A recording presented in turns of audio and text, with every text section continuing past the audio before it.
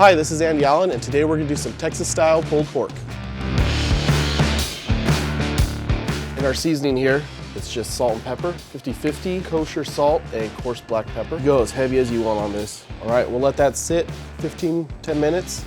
We're gonna throw this on at 235 over a water pan. Gonna give us a little bit more moisture in there. We're cooking at 235, but with that water pan in there, it's more like 225 where the pork butt's sitting.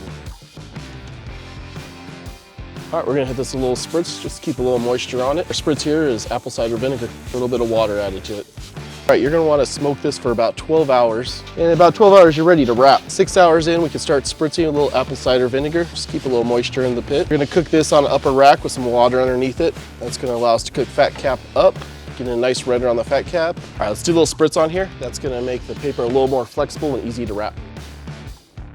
Fat cap up. Wrap it over once.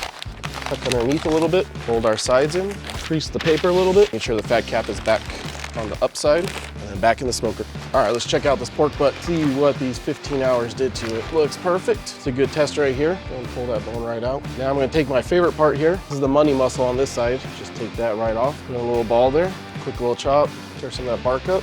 I like to put in a little ball there, scoop this. It's gonna make a little pulled pork sandwich.